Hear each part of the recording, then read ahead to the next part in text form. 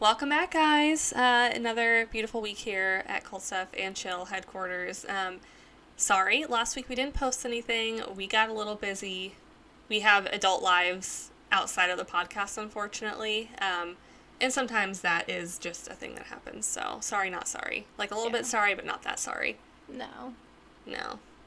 But in big news, it is now October, which signals to me the actual start of spooky season. So, snaps for that. Also, as we're recording, it's October 3rd, and Ashley is wearing pink today. I am. Yeah, I didn't think of it. I wish I had. I have time to change, but no, it's okay. I didn't actually plan this. This just happened to be on top of the pile of stuff, so. I know. I'm really sad that normally, I like to post that meme that's like, it's October 3rd. I didn't do it today. There's still time. There's still time. So maybe after we record, I'll put on some pink and then post to Instagram about Mean Girls. And then maybe watch Mean Girls. But probably not. I've gotten really into the Netflix reality show The Circle recently. Mostly because Big Brother season is now over and I need something else to fill my time. So.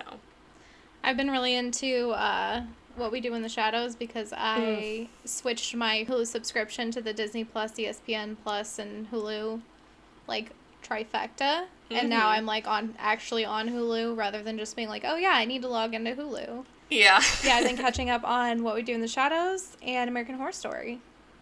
Okay.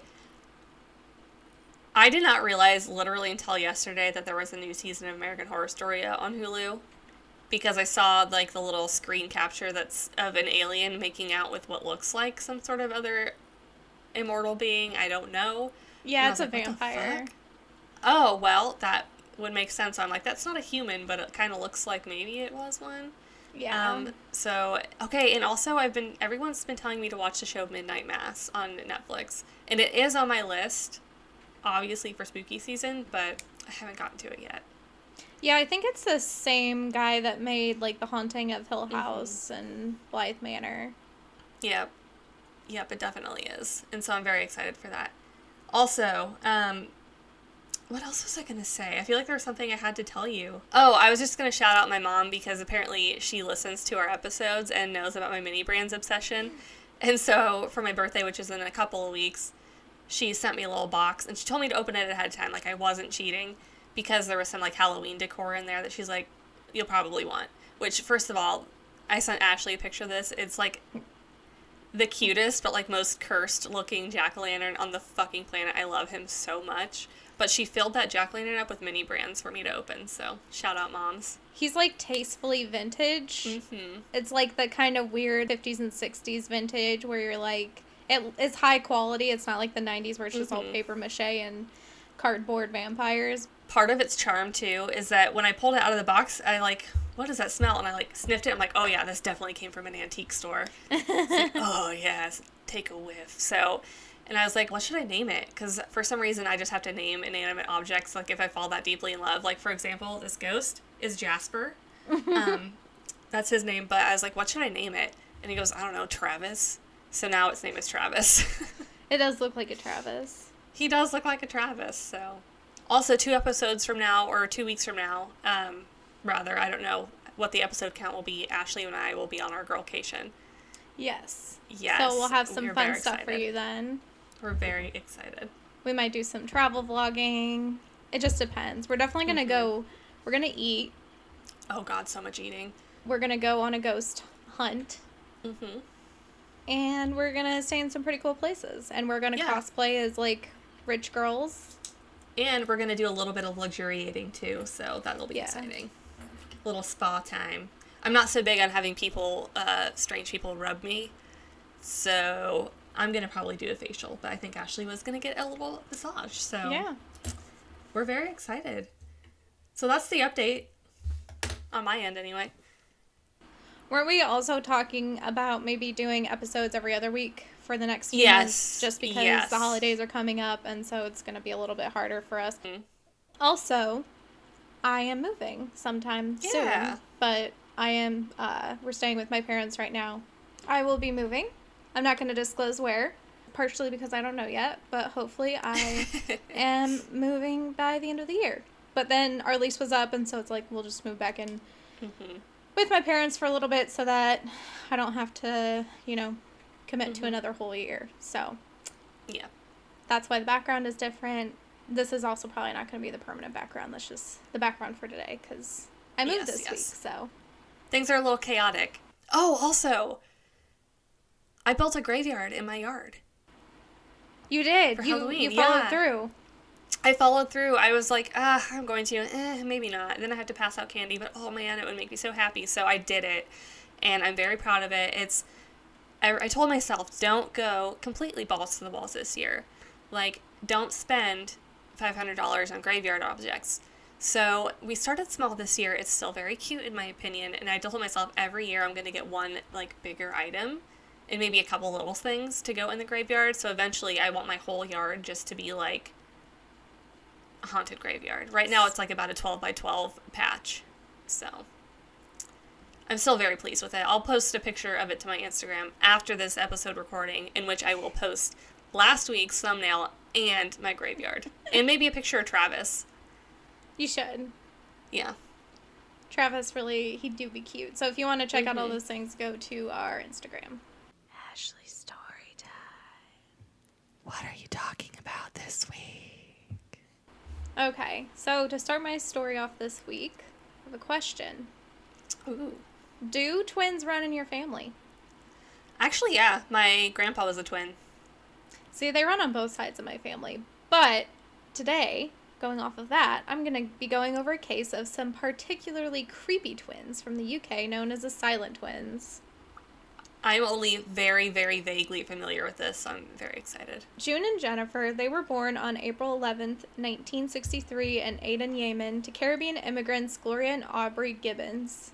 The Gibbons family had moved from Barbados to the United Kingdom in the early 1960s as part of the Windrush generation, which, if you're unfamiliar, as I was, the Windrush generation was a mass UK-sponsored immigration of people from former English colonies.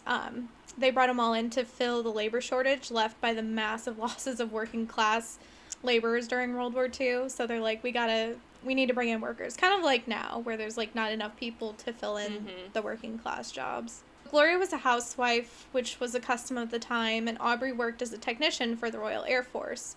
So while they originally moved to England, Aubrey was stationed in Yemen during the birth of the twins, and eventually, they moved back and forth just with his stations, and eventually settled in Haverfordwest, Wales. The couple also had an older daughter named Greta, an older son named David, and a younger daughter named Rose. When the girls, the twins, were babies, they were reported to be average in disposition and development, but as they grew older and began to speak, it became apparent that there was something a little off about the two of them, more so than regular creepy twin behavior.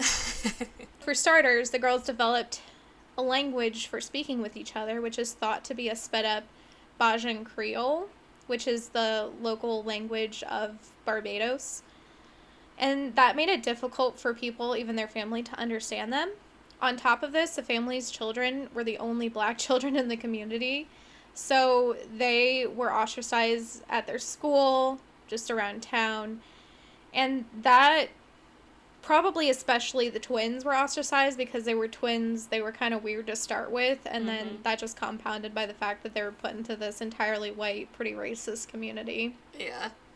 So this proved to be really traumatizing for them.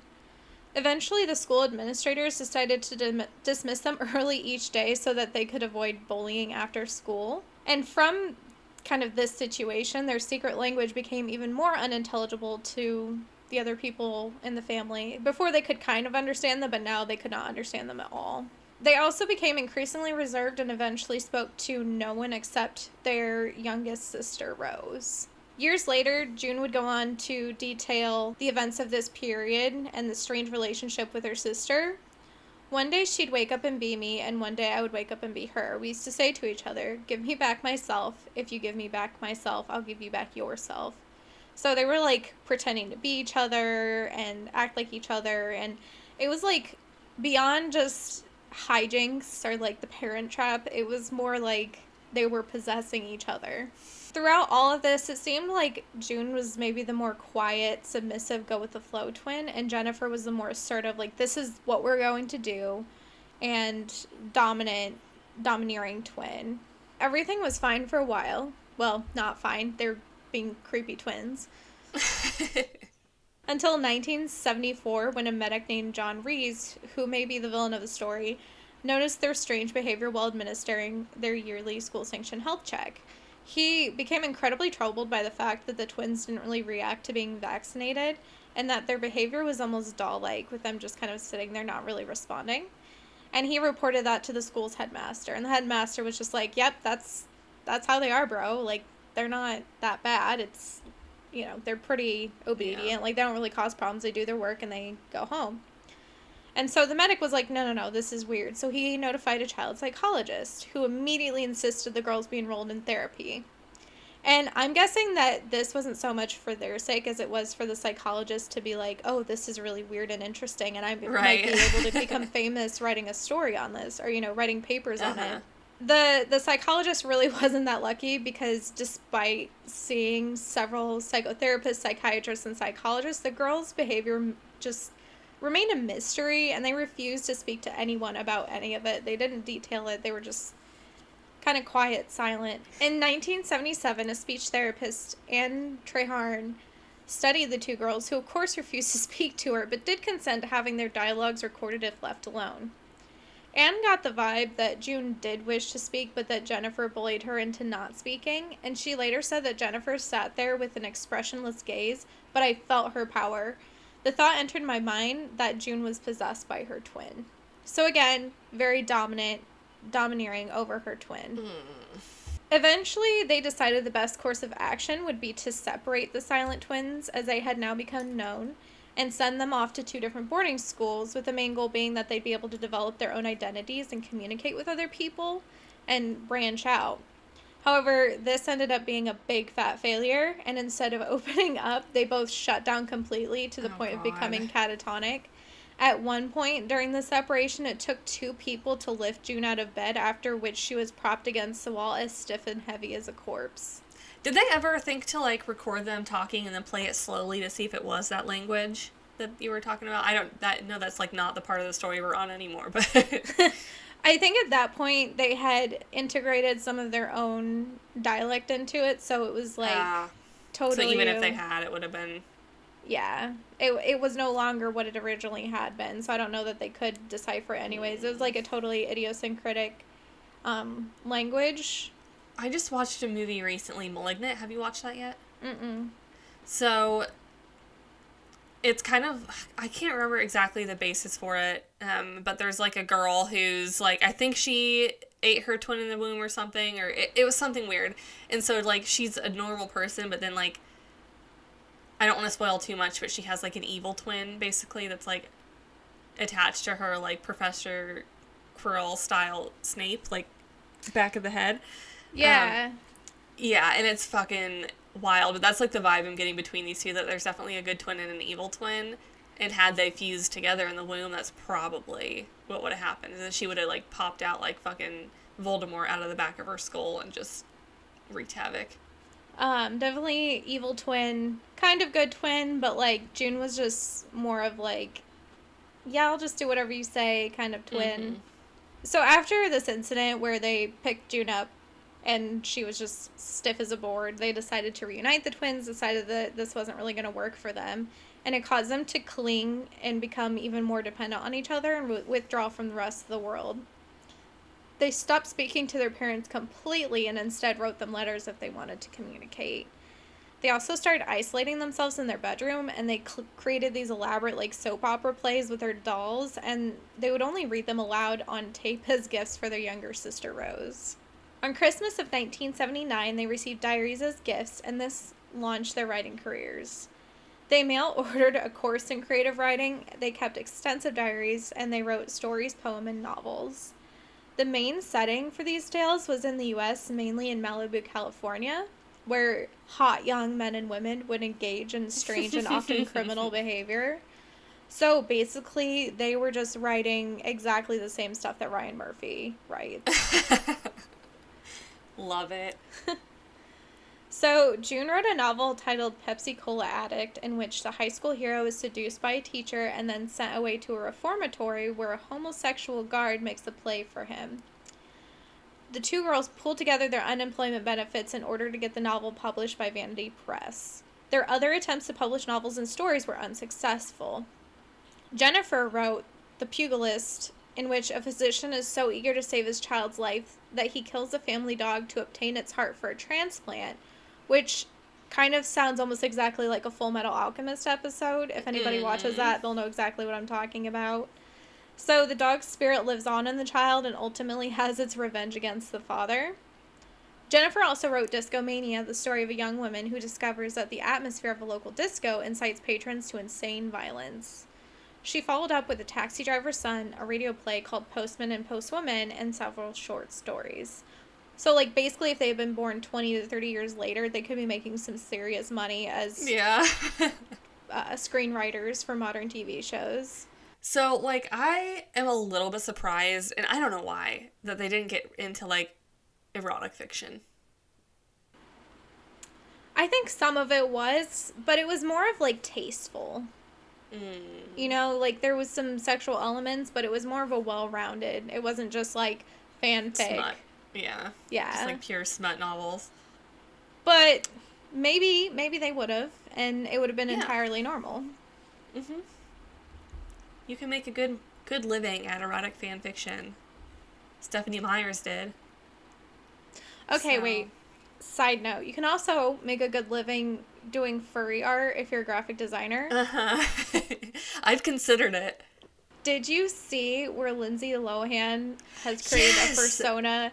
And it's like an incredibly racist like storyline she's going with, and it's like a non-fungible, what is it, NFT, non-fungible yeah. token of like, I don't even know, stuff that's going on in this whole weird furry universe that she's created. Of all the ways to insert yourself back into relevancy, we're choosing the furry fandom.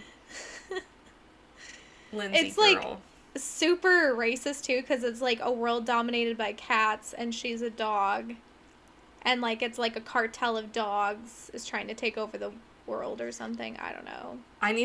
Okay, I'm definitely going to look this up afterwards. I saw the NFT thing, and I did see a picture of her persona. I did not realize she had crafted an entire universe. Yeah. I basically learned this from, like, 2 TikToks, but... Okay. I don't hate that for her. Like, live your best life. It's weird that she, like, that's how she's coming back into the spotlight, but... Alright. Honestly, I see this being a better venture than when she, like, bought that Greek bar or whatever. Yeah, that nightclub. Well, then she briefly had a reality TV series about running said Greek beach club, and then it was, like... Shut down before it even aired. I watched a few episodes of it while it was still on MTV. I don't think it made it a full season. But the cast, basically what they would do is hire a bunch of, like, really uncultured, like, Jersey Shore-esque Americans to come work at this high-end Greek beach club. And then so it was just, like, drama. And then Lindsay would have to come in.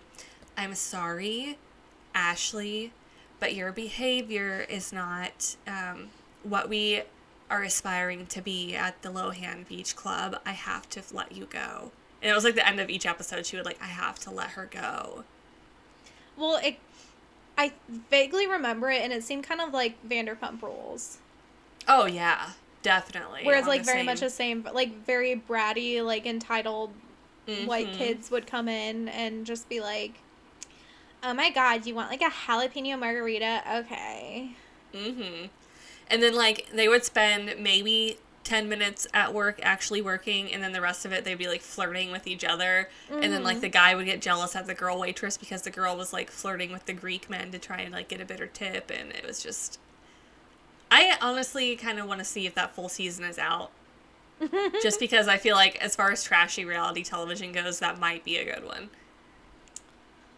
I don't know, I can't even watch, like, Vanderpump Rules because I feel like I would probably not be the one, like, in the show. I'd just be, like, working at the place, and I'd be, like, so pissed off because you'd have all these people that are supposed to be waitresses and, like, waiters. Yeah. and they just, like, would not be doing anything. They'd just be filming their TV show and then fucking off.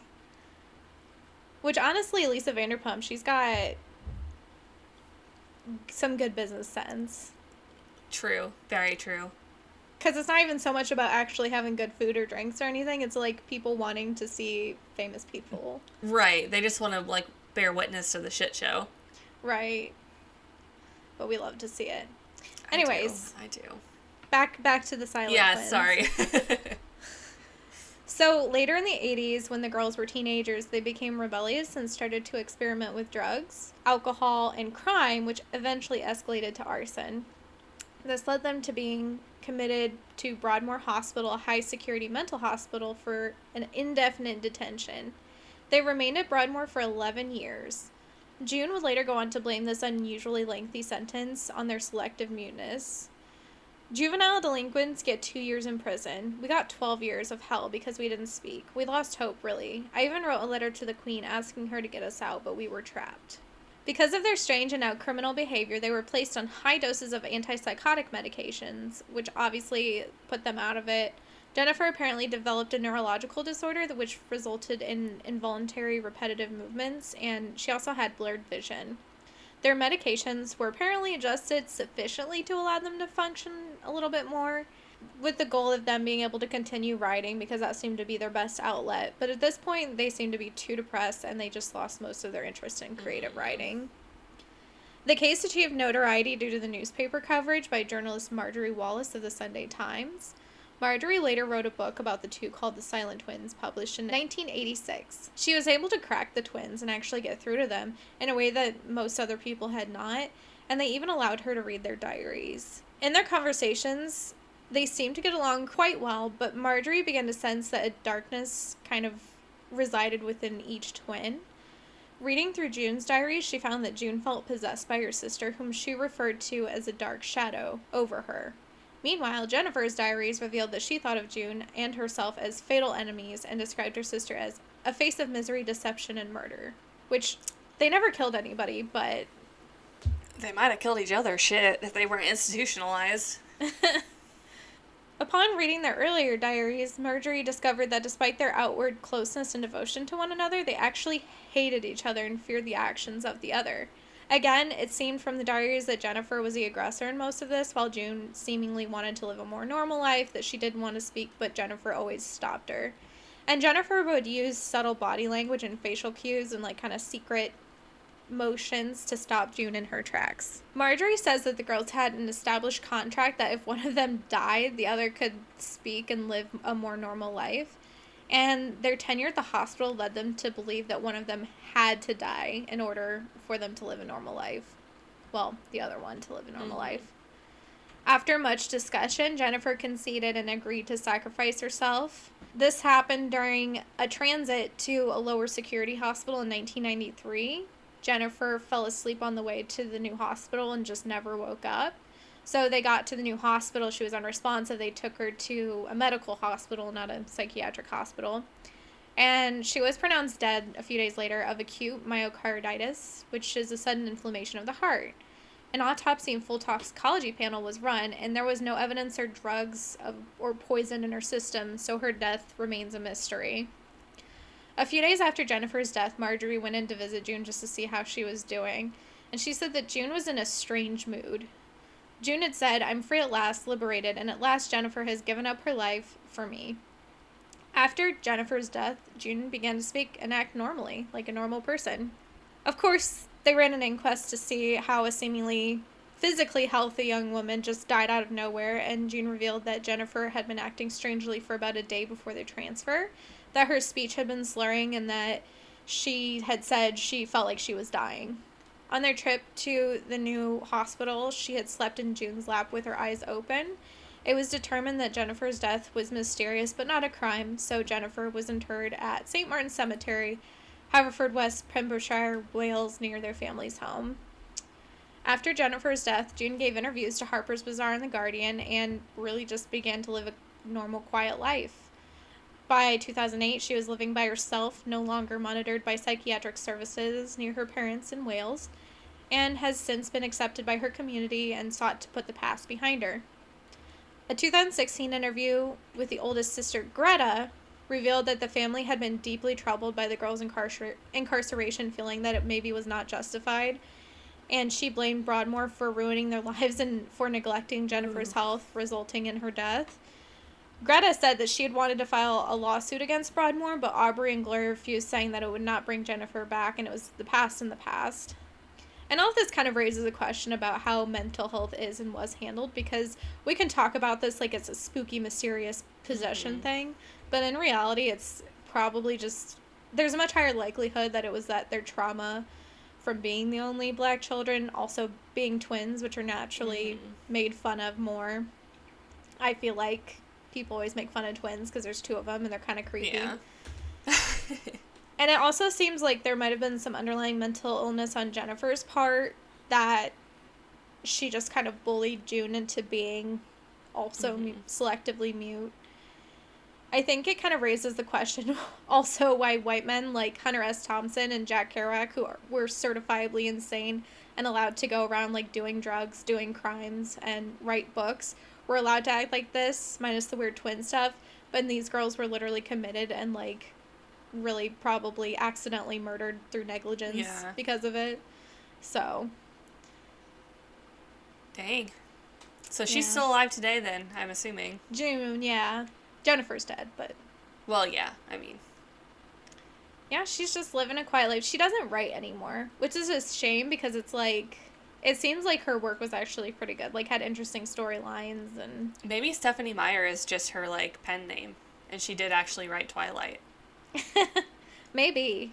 I like to think that she's just the ghostwriter for, like, all of Ryan Murphy's stuff. Because it is very, similar, like... Kids getting in trouble, kids doing crime, hot young people doing crazy shit, like... Yeah. Hey, maybe you're right. Devin's story time. Ooh. What are you gonna talk about? So, I am not gonna waste much time here because my story is a little bit long today. Because there's a lot of juicy details and I didn't want to leave any of them out. So, also, it's about mashed potatoes. Yes, there is mashed potatoes, in the story, so that's honestly the only reason I picked it. Is it gonna make me hungry? Probably not, because these are like cursed potatoes. Oh. So, okay.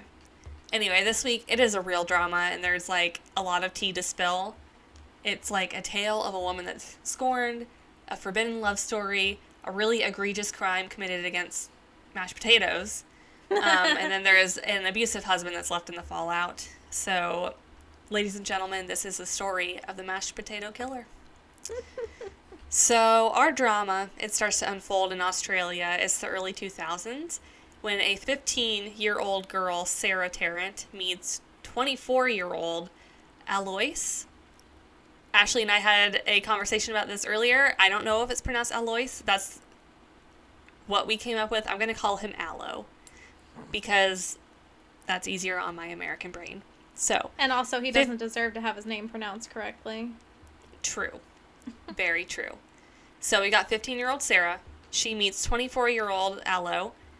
So, Sarah, at the time, she lives with her single mother. Dad's not in the picture. We don't know where he is. Maybe he, like, went to buy a pack of cigarettes. We don't know. Anyway, because of this, her mom is very overprotective, and, like, rightfully so, when a 24-year-old man is perving on your 15-year-old daughter. And, like, sidebar, teens, if you are listening, this is a very important message. If a man or a person in their 20s decides that they have, like, a romantic or even, like, a friendship interest in you, they're not, like, the cool older guy or friend that you think they are. They are literally an adult hanging out with children. And I understand that maybe in your youth you think, man, this is cool. This older person wants to hang out with me. But as you get older, like, you're going to realize that there is no reason for any adult to be dating a younger teen or, like, even hanging out with them. There's a reason that nobody their own age wants them, and it's because they're a fucking creep. So, like, stay away and just heed the advice of your mama right now. Unless it's, like, a family friend situation and really, it's a... You're going to go hang out with this kid because we don't want to pay for a babysitter situation. Yes. That's the one but caveat. Like, if you're hanging out with your buds and some random older dude shows up, don't just don't. Yeah. Like, no one his own age wants him for a good reason. Right. Just, anyway, yeah, tangent over, but just, like, take that advice. So, anyways, Sarah's mom, she's, like, not about this relationship, obviously, and this causes some tensions to rise in their home. And so, like, mom and daughter, they're just basically having constant spats about this relationship, and obviously they're caused due to mom's anxiety over his age. But, also, he was associated with a motorcycle gang called the Rebels, which would fucking freak out any parent. They're like an outlaw gang. They're not just a bunch of old dudes riding motorcycles together. It's literally like they are doing crimes. And on their patch, their motorcycle patch, so this is originally an American gang. I think it formed in, like, Kentucky or something. But on their patch is literally a Confederate flag. So, like, do with that information what you will. But you know they're not up to anything good. Mm-hmm. So, eventually, things in Sarah's home get, like, really shitty between her and her mom. So, when Sarah is in year 10, which in American terms I believe would be equivalent to a sophomore, she runs away to live with Aloe and his mom Zonia. So, not long after this, Sarah, surprise, surprise, finds herself preggers and has her first child with Aloe at just 16 years old. So, over the next few years, while Sarah still is literally a child and Aloe is between the ages of 24 and 27, they have 3 more kids together. So, like, creepy child grooming aside, like, on the surface, if you take their age out of the equation, their relationship seems to be going pretty decently at this point. It doesn't seem like there's any abuse happening aside from the child grooming, which in and of itself is a huge fucking abuse of power. But anyways, I digress. So things start to kind of hit the fan when Aloe decides it's time to leave his motorcycle gang life behind. He wants to become a family man. So, unfortunately, and to the shock and surprise of absolutely no one, Aloe, he basically creates a really dangerous situation for the family trying to leave the gang. Because, like, once you're initiated into a gang like this, you are in the gang or you die. That's basically the gist of it. So, not to, like, speak ill of the dead, like, spoiler alert, Aloe's gonna die, you guys. Leaving the gang life is probably, like, the one moment of common sense that this man has had, but unfortunately, you can't just turn in a resignation letter and just fucking quit the gang and give your 2 weeks notice. Like, once you're in it for life. So when he tells his, like, gang buddies that he's Audi 5000, they have to spend the next several years basically moving around the country from town to town every 6 months to a year because of the fear that that gang is going to come and just, like, pew pew with their big shooty shoots and, like, off them all. Essentially, he knows too many secrets. So they're like, you know where the drugs are, you know where the guns are. Good shout, buddy, but end of the road. So, surprisingly, that's not how he meets his fate. Which, again, spoiler alert. So, after, like, several years of them being on the run, they decide to settle down in a town called Dubo? Probably Dubo. I think it's Dubo. Which happens to be Aloe's mother's hometown and his birthplace. So, Zonia used to tear it up in Dubo. Unfortunately, this city is where we meet our third nefarious character. His name is Mr. Raymond Roth. So, Raymond, he is 51 years old, and he's an old family friend. He had been close buddies with Aloe's mother growing up, and had just recently, within the last year, had lost his wife to cancer, and was, like, pretty lonely dude, just living at home alone. So he, needless to say, was, like, pretty fucking excited when some family friends came to town and offered them a place to live for a hot second while they looked for a place of their own in town. Over this period of time, Aloe and Raymond become pretty close. So, like, they would hang out and play football. They would, like, bro down for real, like, dude stuff. And eventually, Sarah and Aloe, they find a place to live of their own. However, this home was in need of, like, a lot of work. So Raymond was like, I'm a dad, I'm 51 years old, call me Mr. Home Depot, I know exactly how to fix this stuff. So he's over doing DIY projects with them a lot. However, it's around this time that Sarah really starts to get fed up with her man. So apparently, it's about this period of time where Aloe, he starts to really, like, ramp up the physical abuse. And he had like a little bit of a history prior to this about being abusive. And on top of that, Sarah felt like he was lazy and demanding. So Sarah, she would confide all of this in Raymond, and she would just tell him how she was feeling. Basically, they would have like these heart-to-hearts, and between like their little heart-to-heart relationship and the amount of time that Raymond was spending at the house, the two of them begin to get closer. And so here, another scandalous romance begins to bud. No, So, thanks. yeah, I'm just going to quickly interrupt our story again for another hot take. I feel like Sarah might have some daddy issues. Because it seems like she is seeking out validation of older male figures, and that is getting her into some trouble. So, Just older and older. just a little bit, yeah. So Sarah at this point is in her early to mid-20s, and Mr. Raymond is 51 years old. Too old. They start to get a little bit steamy between Sarah and Raymond, and Sarah, she starts to make like salacious, scandalous comments of like a sexy nature to Raymond in their conversations. From what I can tell, it was mostly via text and phone call. And then she starts to be pretty upfront about the fact that she wants to sleep with him because she is a thirsty bitch. So, meanwhile, as they're having their like flirty sexting relationship, in December of 2012, an old pal of Aloe's, his name is Hamish, he's like struggling financially, so Hamish and his son move in with Sarah and Aloe. So they're basically making this already dysfunctional home a more crowded and more dysfunctional home. So they've got their 3 kids, 2 adults, plus Hamish, plus his child. And then basically Raymond is like living in there at this point. And so all of this chaos in their house only begins to increase the tensions between Aloe and Sarah, and she in turn grows even closer to Raymond because she basically uses him to vent all of her frustrations. So this flirting, it continues on, and through this time, like, sexy pictures are exchanged between the two. It even escalated. Sarah starts, while Raymond is at their home, flashing herself to Raymond while the kids are in the house. Like, I don't think the kids saw the flashing. I think it was like she would like slip a sneaky nipple or like a rogue cooch to Raymond when she could, but like she's just like I said, a thirsty bitch. I'm just picturing that one scene from Basic Instinct where she does like the lip. Oh yeah. So like slowly like readjust herself on a chair and just like full crotch shot. Yeah. Oh god, but I feel like it's a lot less tasteful in this case. Not that it was tasteful in Basic Instinct. Raymond and Sarah very much into like the thrill-seeking nature of the whole thing, and it seems like they're really getting off on the rush of potentially being caught. And so finally in March of 2013, so this like relationship has been going on for about a year where they're just sending messages and like flashing each other in the house. They start sleeping with each other.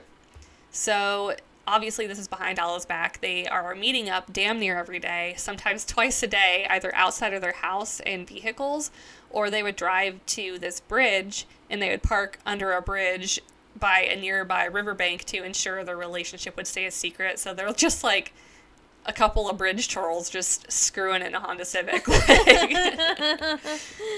Oh, God. And, like, a little bit props to Raven, too, because he's an old perv and he still has a very functioning libido, apparently, so. I mean, maybe he had Viagra, though. That's a very good possibility. But, so, by late March, Sarah, she's in love with Raymond, and she starts writing him these long letters saying that their relationship had given her a new meaning to life and something to live for. And she would end the letters by promising to be his bride. And so then Raymond would write back to her. I know, these two, like, good grief. So he writes back to her claiming that he would be a great husband to her and a good father to her children. So this relationship's not just physical anymore. They're, like, making plans for their future. But, of course, there is one thing standing in their way. It's, of course, Sarah's baby daddy, Aloe. So things then come to a head in June of 2013. They have had about 2 to 3 months of them, like, getting each other's rocks off under the bridge, and Sarah discovers that she is pregnant. And she knows in her heart of heart that that is not Aloe's baby. That baby's Ray Ray's. Ray Ray, you gonna be a daddy. So she tells Raymond about the shared fetus, and he's like fucking pumped about it, and he thinks that this is like the key to it all. This pregnancy is the thing that would get Sarah to leave Aloe and to raise her family with him, but she is like not so sure. Raymond is just like heartbroken over the whole thing because he thought for sure Sarah would be like, yes, like I've got to leave Aloe, we're gonna raise this baby together. But since she's on the fence, he gives her an ultimatum, telling her that she had a 3-week deadline to leave Aloe, this man that she had built a life with over the last 10 years, albeit an abusive and manipulative one, or he would be gone for good. He would leave Dubo because he couldn't stand to watch another man raise his baby. And Sarah was like, okay, bet, easy choice. I'm leaving that bastard and we're going to run off together. And so she, like, super wants to be with Raymond for a while now, and this would be her way out. However, it's not as simple as she had hoped. Like, obviously, otherwise we wouldn't be talking about her now. Knowing that he had a pregnant baby mama to look out for, Raymond, he starts to spend more and more time at Sarah and Aloe's home. And so one day after he had left, Aloe is pissed. Like, he can tell something is going on between the two of them. He starts accusing Sarah of having an affair with the old man, and, like, you right. Which is like, still, he should have figured this out before. She's literally flashing him in your home, and it's taken you this long to figure it out? Men. Men. He is still an abusive, child-grooming asshole, but he is right this time. Like, eventually, he finally, after a year and a half of them having a relationship, has put the pieces together.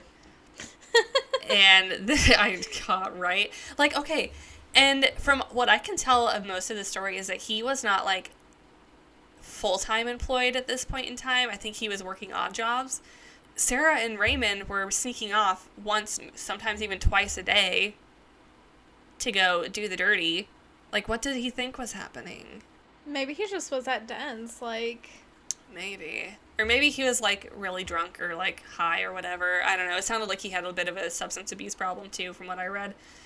But, good grief. And then that would mean that she's leaving her children alone in this house with Aloe, who is abusive towards her, probably drunk, maybe high. I don't know. The judgment on these people, not top tier. So anyways, mystery solved. They're fucking. Aloe's pissed. This conversation they have about it turns to a physical fight, like, pretty quickly. And so Aloe, he starts to push Sarah around and starts dragging her by her hair through the hallway of the home. However, at some point during the fight, Sarah is actually able to text Raymond, and she tells Raymond to call the police to the home. So once the police arrived, Sarah actually denies to the police that anything was wrong to avoid making the situation worse, which, like, fair. I think this is kind of typical of abuse victims. They don't want to, like, potentially make things worse, because if he gets carted off for the night and comes back home the next day, it's going to be, like, bad news for her. So I'm not going to really, like, you know, judge her for that at all, because she probably just doesn't want to get the shit beat out of her any more than she already has been. However, this move makes Raymond angry, because he was butthurt that Sarah refused to take this chance to get rid of Aloe from their lives. Like, he thought that she could have pressed charges, sent his ass to jail, and then they would be free and clear to start their life together. But since that didn't happen, obviously, he reintroduces the idea of this ultimatum. But this time, he is not fucking around. This time, he proposes the ultimatum with the idea of how to get rid of Aloe from their life for good. So, Raymond, reasonable, logical man, he hands Sarah a bag of crushed up sleeping pills, which he had kept since his wife had passed away. Again, she died of cancer, so she had, like, medications and things in the home. And he told Sarah that he needs to sleep these little nighty-night pills into Aloe's food or drink that night. And then once the deal was done, the kids' new daddy Raymond would come home and, quote-unquote, take care of it. This night, Sarah, she commits a sin against humanity. It's a true crime for the ages, something that I personally will never forgive her for. She ruins a perfectly good batch of mashed potatoes by adding the sleeping pills And honestly, this is unforgivable. Like, what do we add to mashed potatoes? We add gravy. We do butter. Bacon bits, chives. Cheese. But we don't ruin a perfectly good pot of mashed potatoes with drugs. She is a fucking monster. If anything, she deserves to go to jail for the mashed potatoes. That's even worse than vegan mac and cheese. It really is. It really, really fucking is. Like, there's nothing better than a good bowl of mashed potatoes.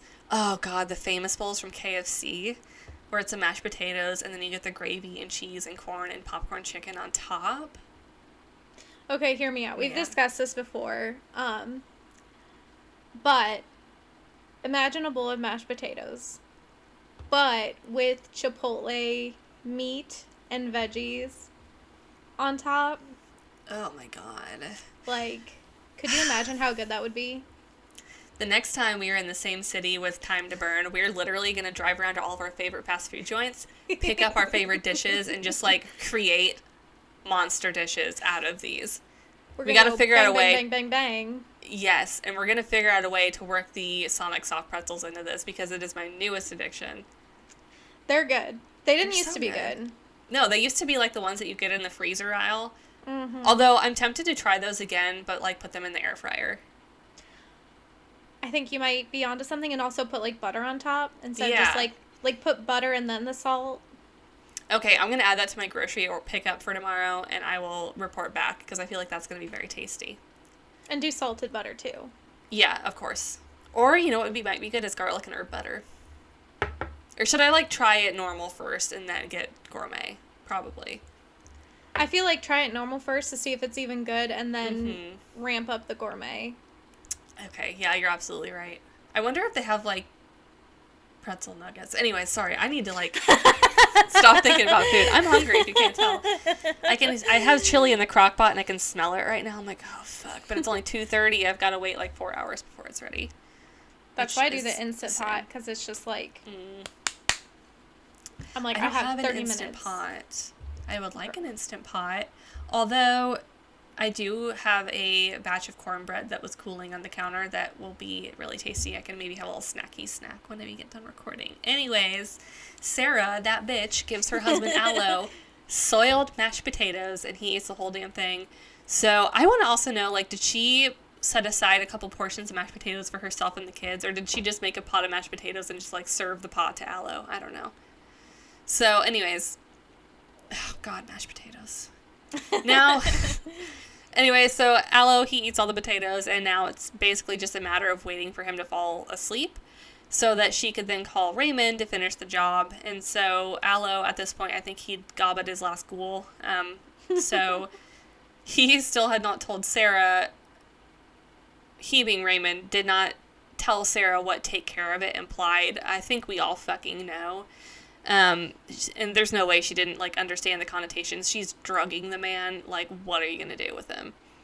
Like, she might be a little bit of a dum-dum, but she's not that big of a dum-dum. So, not long after Aloe eats his potatoes, he started to become drowsy, and his bro Hamish, who is still living with him, starts being a little concerned. But Aloe had been taking painkillers he was taking for his back, so he was like, it's nothing. It's just the oxy's my guy. And so his drowsiness, you know, it increases, and eventually he tells Hamish that he's going to go upstairs and sleep it off, and that's the last time the two friends spoke. So, meanwhile, Sarah, she's texting Raymond in the other room, saying things like, I'm hoping he drops off, I'm sick of waiting now, I've had enough. Like, clearly she knows what's to happen. Yeah. So the text messages, they're like flying back and forth between the two of them. They're like fully scheming. And Raymond asked if she was ready for him to come over and told her to switch off the sensor lights, the security cameras around the house, and to leave the front door open and put towels where Aloe had slept. Finally, it's around 2 a.m. She texts Raymond to come, again, take care of business. So, of course, old man Ray, he comes to the home, enters the bedroom, and he kills Aloe in a way that we still don't know. So he drags his body then out to the car while Sarah keeps watch. And, like, keep in mind all of the 6 children that are currently living in the home. So I think Hamish had more than one kid, and she had 3 of her own. So there must have been... Anyways, his mind hours, who gives a shit, there's 6 kids. And so they're all still sleeping in the house at this point as a murder is being committed, as a body is being drug out of the house. And so at one point in time, Hamish actually had woken up, and Sarah was just, like, staring at him in the doorway, like, standing and just, like, staring into his room all creepy. And he's just like, okay, and goes back to bed. So they must have been pretty fucking sneaky if Hamish is like, that's creepy that she's, like, awake and in the hallway, but, like, there's not a murder happening in this house. So I'll just, go back to bed. While at the house, Raymond, he takes Aloe's phone and tobacco with him so it didn't look suspicious. They wanted to kind of go for the whole, like, he just up and left me and his babies in the middle of the night, like he's a deadbeat dad kind of thing, I think is what they were trying to do. They've staged this disappearance in the home, and then Sarah, she, like, comes to the aid of her new boo-boo baby daddy, whatever, to load the dead body of her old boyfriend into the trunk of his car and then watch him drive away. Raymond then takes the body, dispose of it. To this day, the police still haven't found it. They don't know what happened to it. The next morning rolls around. Sarah, she woke up and she went out to buy new bedding and got on with her day as usual because of the murder that happened on her old bedding. I'm assuming she had to throw out the sheets. So it's not unusual for Aloe to have been gone from the home for long periods of time. Again, he's doing, like, I think labor-based work, like odd jobs, so if he's gone for a couple days at a time at a job, it's not weird. So this didn't really raise any flags with, like, his family or with Hamish. But bros be looking out for bros. Eventually Hamish does get worried after several days. Usually he's probably, like, texting his buddy about soccer or whatever. He's not responding. So he calls and he's texting Aloe. There's no response and the phone is turned off. So he's like, oh, what the fuck is happening? After 5 more days, people start to notice that something is, like, obviously wrong here. And finally, Sarah and Raymond decide to go to the police so that Sarah can make the appearance of, like, a worried spouse of a missing person. The police, then, they ask loads of questions, like whether Aloe was the type to go away for long periods of time, if he had any, like, grievances with people, is there anything, like, going on in his personal life, yada yada. Sarah brings up the motorcycle gang, says something about, well, maybe he was abducted, which honestly is, like, a reasonable excuse if she's trying to think of one. And then she goes on to inform the police about threatening messages that Aloe had received. The police knew what that gang, the motorcycle gang, was capable of, so they're like, okay, yeah, that's plausible, I guess. However, it doesn't really line up with the previous circumstances that he had with the gang, because Aloe, he had had no contact with them for a really long time, and he actually had previously contacted the police himself, Aloe had, and would report anytime there was a threatening message left for them, or, like, anytime he suspected, like, gang activity, Aloe was reporting it because he was trying to, like, really stay out of there and not get murdered by the gang. So yeah. He wasn't really the type to shy away from police if he had been receiving weird messages. And they're also like, if he had been abducted in the middle of the night, why did Sarah not hear or see anything if she was in the home? It's awful sus, Sarah.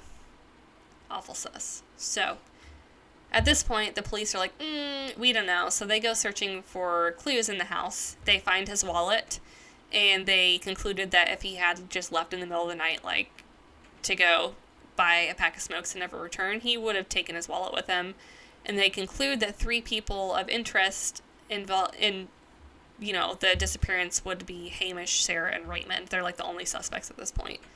So all 3 of them, they're brought in for questioning, and they played up the oblivious card, like they didn't know what went on. Obviously, Hamish did not. The other 2 did. So during this questioning, though, the police start to uncover the affair between Raymond and Sarah. And so at one point, Raymond admits to having Sarah in his phone as hot, sexy, yummy, yummy. Was how he had her contact save, which is, that's like, just gross. Barf. Why are old dudes so creepy like that? Like, I don't know. Have you seen, there's that guy on TikTok that he, like, always plays, like, the nice guy or whatever that's like, Sarah, how could you do that to me, Sarah? Or, like, the boomer bosses that would do that, yeah. Okay, I hate him.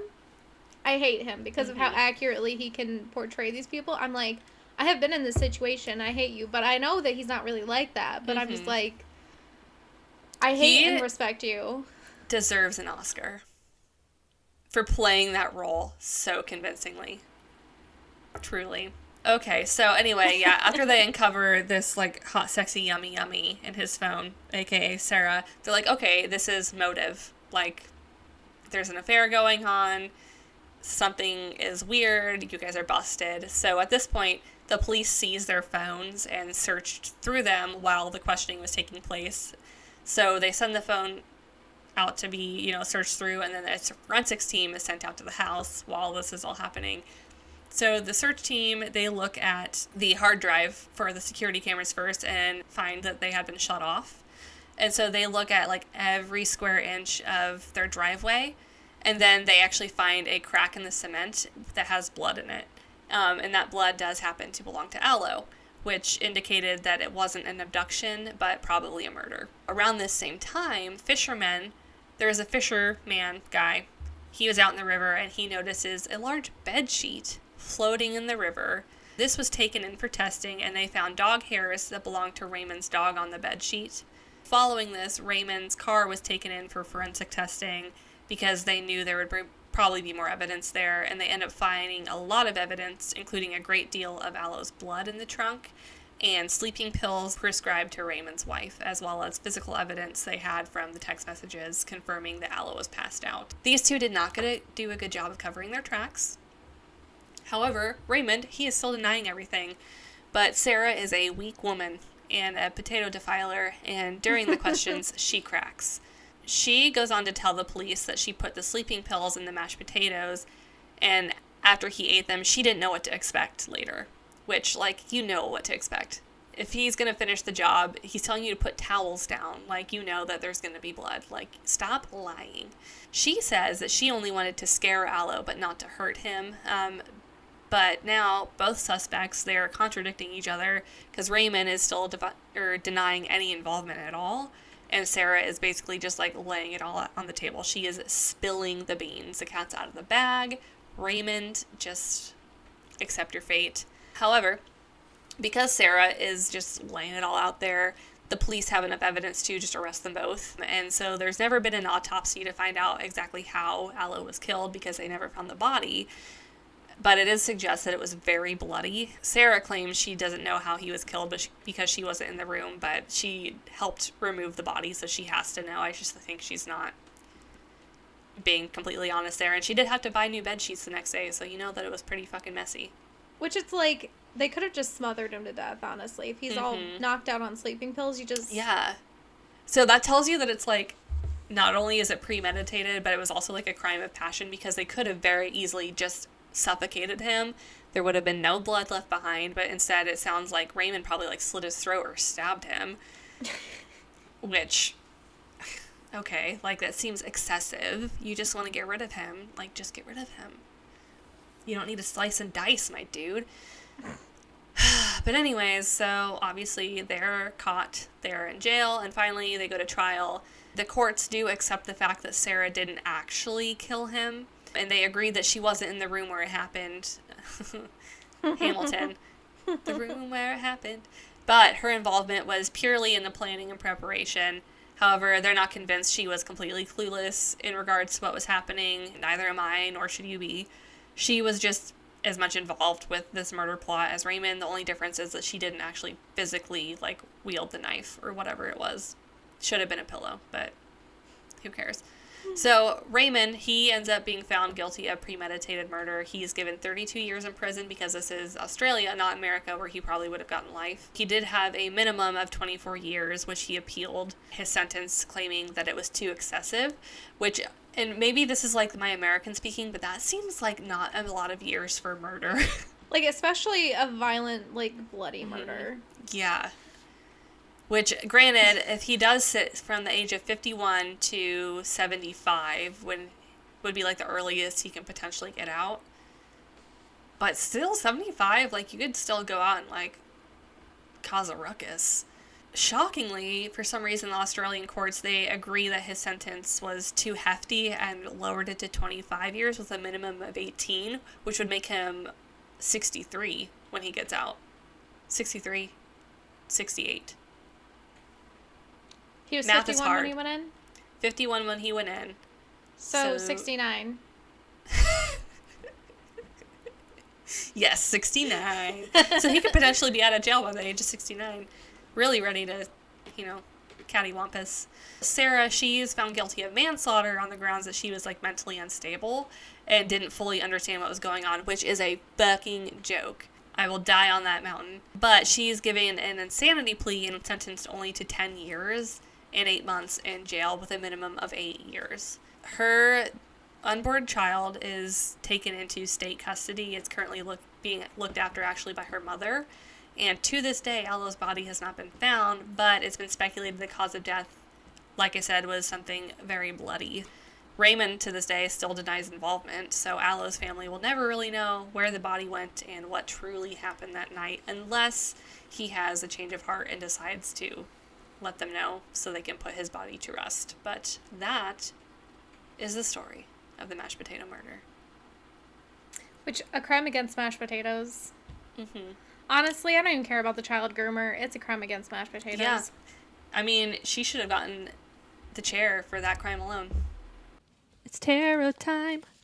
Baby, it's terror time. Let's find out what's gonna happen this week. I also have a pair of scissors sitting next to me, and I desperately just want to start slicing stuff, but I don't have something to slice. I have a piece of paper. Here we go. Is it important? Does it have anything on it? Nope.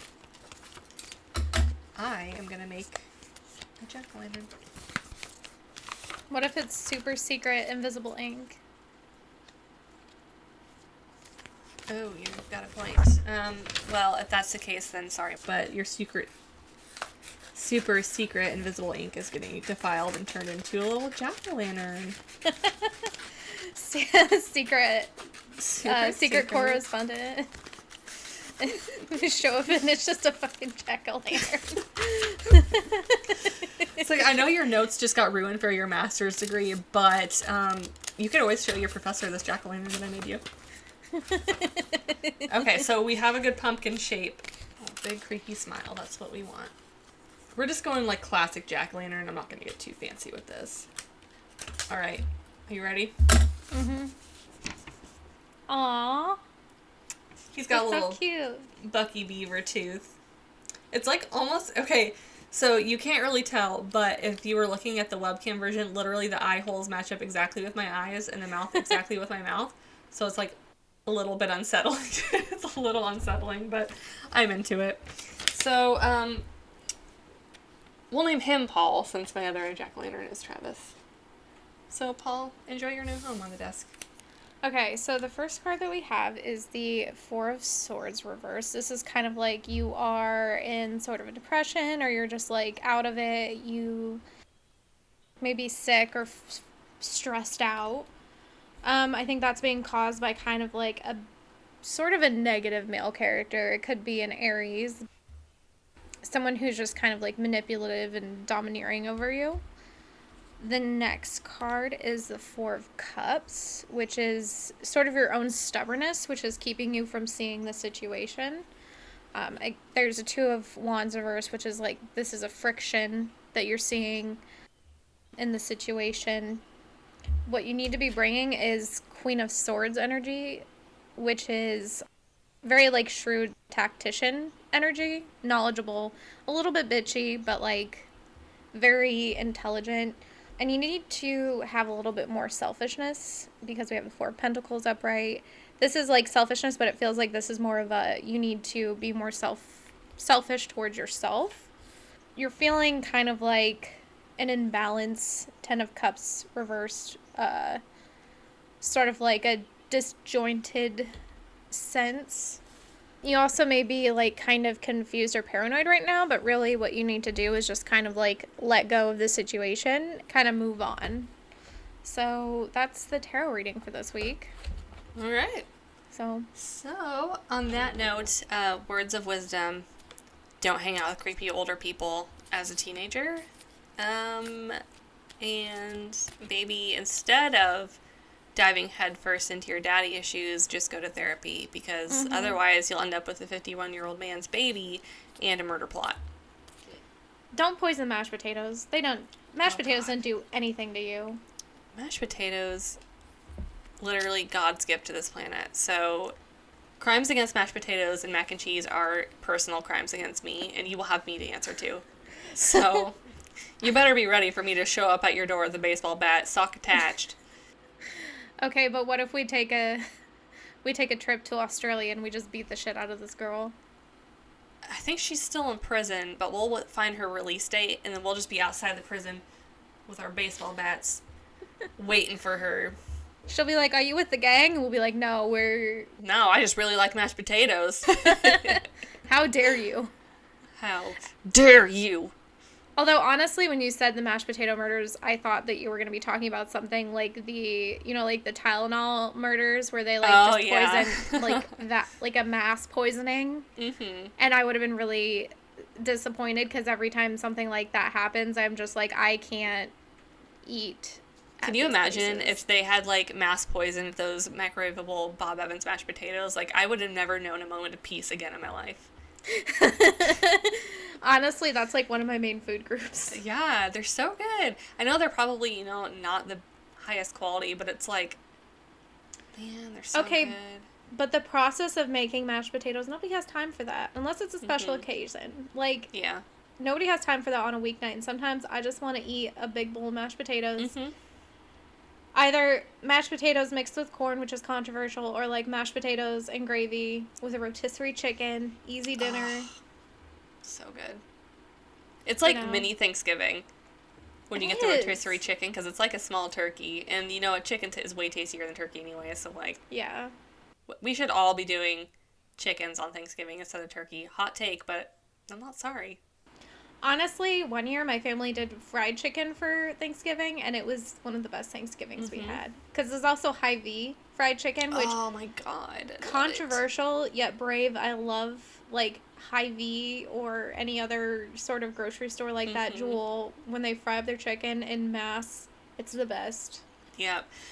So my small town grocery store from where I grew up, it's literally, like, the smallest, dumpiest grocery store ever, but it was like the biggest treat of the week on Sundays when my mom would get us fried chicken for lunch. Oh my god, it was so good. It's so much better than, like, KFC fried chicken. Mm-hmm. Something about it, man. I don't know. Alright, anyways. Other advice for the week. Don't lock up people just because they, have a weird twin thing. But that's it. Well, the only FU I have to issue this week is Sarah for the mashed potato crimes. So, on that note, keep in mind we're going to be doing every other weeks from here on out until we announce that we're not doing it anymore. Just, that's going to be the schedule. And we also will probably be taking a break for December just because I think we'll both be traveling for the holidays. So, Yep, we'll be on the holiday season, but we will have some fun content before then from our girl trip. And on that note, links in the bio, description, you're smart, you'll figure it out, yada yada, what we say every other week. I had to take a pause to burp, and we'll see you next time, guys. Bye. Bye.